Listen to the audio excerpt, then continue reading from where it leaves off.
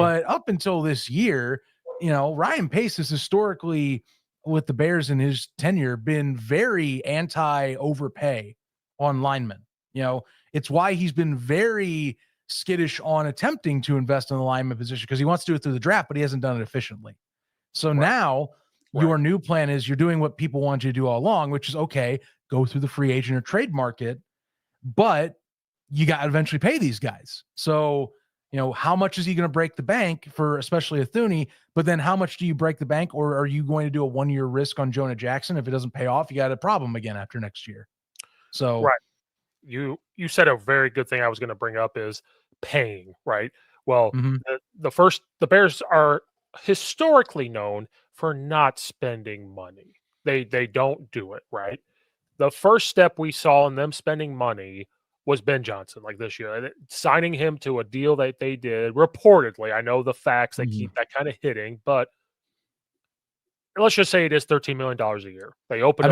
That would put him at the seventh most or highest paid coach in the NFL right now, like ahead of his former OC or former head coach and Dan Campbell, by the way.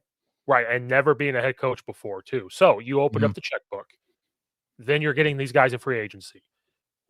They are, I think, finally, and like I said, we can't jump the gun because the Bears do this, right? And I've said this before. They hold out that carrot. They shine the diamond off a little bit from the dust, and they give you some hope, and then it gets taken away from you. The rug gets pulled out from underneath of us.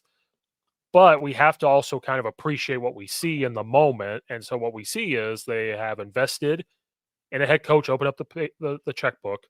Then they opened up the checkbook to finally have a coaching staff that matches the numbers of all these other coaching staffs in the league, to try to keep up.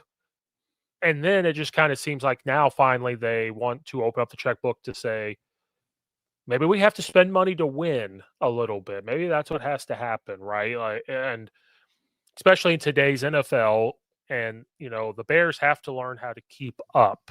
They have to learn how to keep up. And that's why the stadium talks had happened. Like, hey, our stadium is not keeping up with the rest of the league and these teams. And I don't know. I don't know what made them decide to do this. Ryan Poles finally saying, I am doing this for my job. I'm doing this for my livelihood.